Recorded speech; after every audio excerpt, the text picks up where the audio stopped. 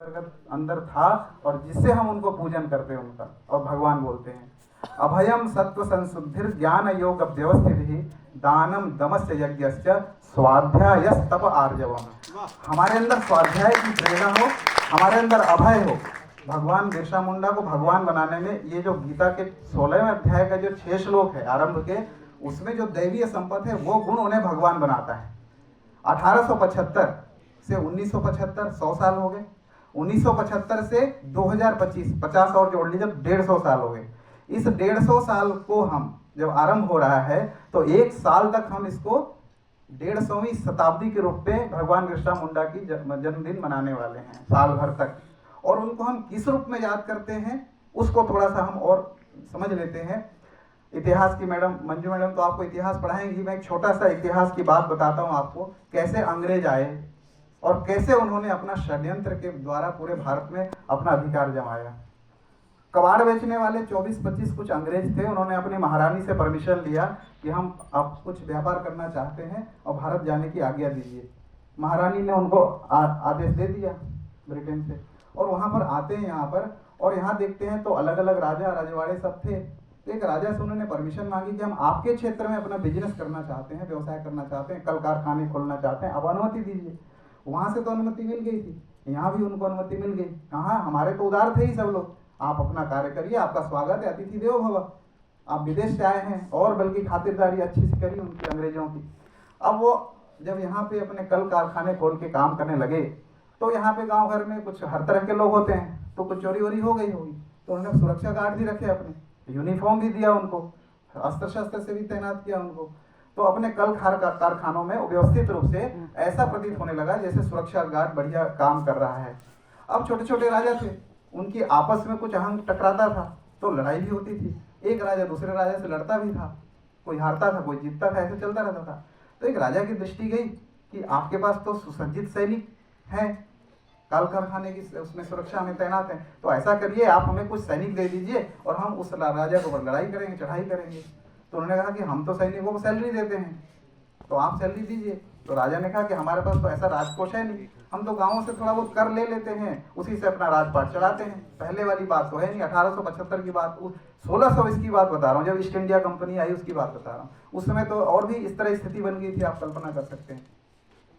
उसके बाद राजा ने कहा ठीक है आप ऐसा करिए, हम जिन गांवों से टैक्स लेते हैं, कर लेते हैं, धान इत्यादि लेते हैं, आप ही ले लिया कीजिए। अब हम किसको भेजें टैक्स लेने के लिए, आप ही के पास अच्छी व्यवस्था है, कर्मचारी हैं, सैनिक हैं, सिपाही हैं, तो आप भेज दिया कीजिए। और 1 2 3 4 5 गांव से टैक्स आप ले लिया कीजिए। तो ठीक है, यही वो चाहते थे कंपनी वाले, ईस्ट इंडिया कंपनी वाले। उन्होंने 5-7 गांव से टैक्स लेने का अधिकार राजा से ले लिया। अब जब टैक्स लेने का अधिकार राजा ने दे दिया तो राजा के एक साइड में उनकी छावनी बन गई ईस्ट इंडिया कंपनी की।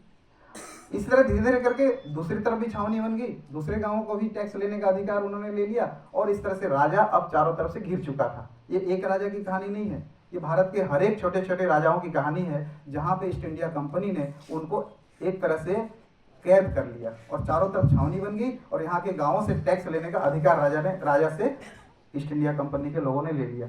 अब धीरे धीरे ऐसे करके पूरे देश में जब ऐसा वातावरण बना तो उन्होंने जंगल, जमीन और हर तरीके से हर क्षेत्र में कब्जा करने के लिए उन्होंने सोची। और फिर धीरे धीरे यहीं पर सूत्रपात होता है विरोध का, जिसका प्रतिनिधित्व बिरसा मुंडा ने किया। आरंभ में बिरसा मुंडा ने जो एक तरह से ईसाई में कन्वर्ट हो चुके थे, उन्होंने वापस वैष्णव धर्म अपनाया। आज हमारे मुख्य अतिथि के रूप में प्रोफेसर सुबोध शर्मा जी क्यों हैं? क्योंकि वैष्णव धर्म के उपासक हैं, और भगवान बिरसा मुंडा भी वैष्णव धर्म के थे और ईसाइयत के विरुद्ध उन्होंने कार्य किया था। हम इसलिए भी उनको याद करते हैं। भारत उपनिवेशवाद का शिकार था, और आप बुरा न माने, आज भी हम भाषाई तौर पर उपनिवेशवाद के शिकार हैं। तो हमें अपनी भाषा को शुद्ध करनी चाहिए, तभी हम भाषाई रूप से उपनिवेशवाद के शिकार से दूर हो सकते हैं, बच सकते हैं। तो भगवान बिरसा मुंडा छापेमार युद्ध के बहुत कुशल लड़ाकू थे। उन्होंने देखा कि गिरजाघरों में तो ईसाइयत का प्रचार हो रहा है, ईसाई धर्म। अच्छा भोले भाले, मैं खुद आदिवासी क्षेत्र से हूँ, मेरे कितने दोस्त मुंडा हैं जिनके साथ मैं पहली दूसरी चौथी 8वीं कक्षा तक मैंने गुमला, मेरा जिला है झारखंड में, गुमला जिला से 100 किलोमीटर दूर है उलिहातू, जो कि खूंटी जिला में, रांची के पास खूंटी जिला है, झारखंड की कैपिटल है रांची, राजधानी है।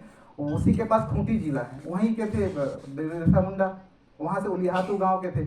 मेरे गांव से उनका गांव 102 किलोमीटर पड़ता है, 2.25 घंटे का रास्ता है। तो हम लोग इतना उनको नज़दीक से महसूस करते हैं। जब मुंडा शब्द आता है तो हमारे दोस्त नज़र आते हैं, तो उनको बहुत, तो भगवान बिरसा मुंडा इस तरह से जब उन्होंने देखा कि अंग्रेज लोग तो यहाँ पे कपड़े देने के नाम पे, खाना देने के नाम पे, मतलब भात मतलब चावल, तुमको चावल भात देंगे आ जाओ, कपड़े देंगे आ जाओ, ईसाई बन जाओ, ऐसी स्थिति बन गई थी ईसाई बनाने की। तो जितने भी आज मेरे कितने दोस्त हैं, मेरा एक दोस्त है दिल्ली पुलिस में पीटर अस्तिर्की, मेरे गांव का है, वो बन गया क्रिश्चियन बन गया। पहले तो क्रिश्चियन नहीं था, कौन था यहाँ मुसलमानों, कौन था क्रिश्चियन, कोई नहीं था। तो जब सारे वो उसके बाद शुरुआत ऐसी होती है, और हम लोग इतने उदार हैं कि उदारता में अपने आप को समाप्त कर लेना चाहते हैं। सब द्वैत अद्वैत और हमारे यहाँ सब दर्शन का एक दूसरे का सम्मान देने के चक्कर में हम लोग बर्बाद होते जा रहे हैं। हम लोग भगवान बिरसा मुंडा को इसलिए याद करना चाहिए हमें, क्योंकि हमें उनके उस दौरान, सोचिए 1875 उनका जन्म हुआ और 10-12 साल में उन्होंने आंदोलन शुरू कर दिया था। उनको अच्छी बातें नहीं लगी, अपने धर्म की बुराई नहीं सुनना पसंद नहीं किया उन्होंने। आज हमारे सामने कोई कुछ भी बोलता है हमारे सनातन धर्म के बारे में, हम सुन लेते हैं, हंस लेते हैं, फिल्में देख लेते हैं, ताली बजाते हैं।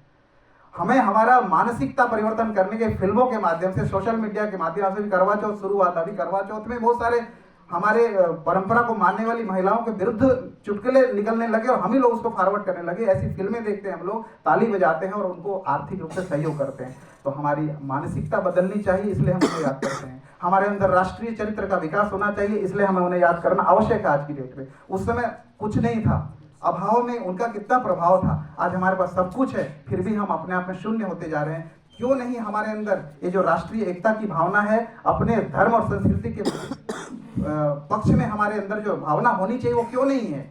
वो होनी चाहिए। इसलिए तो हमें इनकी आज आवश्यकता महसूस हो रही कि हम बिरसा मुंडा के द्वारा किए गए कार्यों को याद करें।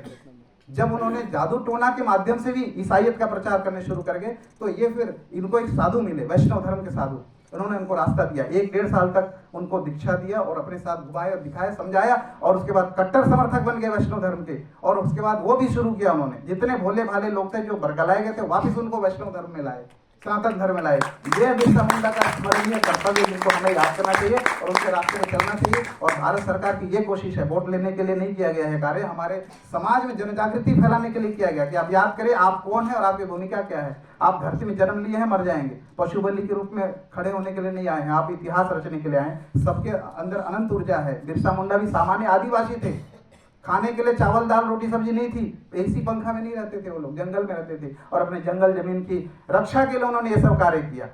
तो इस तरह से अंग्रेज आए 1600 ईस्वी में और ईस्ट इंडिया कंपनी स्थापना की और कैसे फैले, एक सामान्य रूप से मैंने आपको परिचय दिया।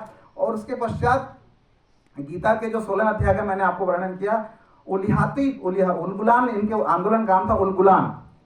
उलगुलान मतलब महासंग्राम, ऐसे उनके उन्होंने उद्देश्य रखा। बाद में पकड़े भी गए थे, लेकिन उनकी हिम्मत नहीं थी कि इनको अगर हम मार देते हैं, अंग्रेजों ने सोचा कि इनको मार देते हैं तो बड़ा आंदोलन हो जाएगा, उनको छोड़ा। लेकिन बाद में हम लोग क्या दातून करते थे, मैं सुबह सुबह जाता था छोटे में, तो दातून तोड़ के काट के लाने का मेरा काम होता था। दातून करंज का, यहाँ जो कंजी बोलते हैं मध्य प्रदेश में, हम लोग करंज बोलते हैं, जो कि संस्कृत का नाम है। करंज, नीम, बबूल, ये सब दातून करने के होते थे। और आज हम लोग बाजारूवाद के उसमें फंस गए हैं, बिना कोलगेट और बिना क्लोजअप के होता नहीं सब काम, उससे और बीमारियां फैल रही हैं। अब सब उसमें आ रहे हैं, प्राकृतिक जो हमारी भारतीय संस्कृति और भारतीय परंपरा का जो तत्व है उसमें वापिस आ रहे हैं हम लोग, लेकिन बहुत देर हो रहा है। इसलिए हमारी जो सनातन परंपरा के रक्षक और आदिवासी कहने से ऐसा प्रतीत होता है जैसे कि ऐसे एक चित्र आता है, ऐसे बांध लिया तो आदिवासी हो गया।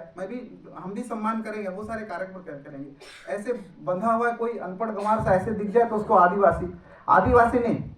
संविधान में एक सूची बनाई गई ऐसे जातियों की जो जंगलों में रहती, बहुत भोले भाले और कृषि कार्य में और पशुपालन में सब रहते हैं, उनको क्या बोला जाता है? आदिवासी जनजाति। तो सूची बना दी गई। बाकी वो हैं तो सब ऋषि के पुत्र है ना, हम सब ऋषि के पुत्र हैं, ऋषि की संतान है हम लोग। हमारा धर्म, हमारा कर्तव्य, हमारी संस्कृति क्या है, उसकी रक्षा के लिए आगे आना है। और इसी के लिए यहाँ पर संस्कृत विश्वविद्यालय में यह कार्यक्रम रखा गया है और भारत सरकार के द्वारा विभिन्न हर जगह विश्वविद्यालयों में यही। क्यों? क्योंकि शिक्षा ही समाज में संचरण कराती, किस चीज का? मूल्यों का।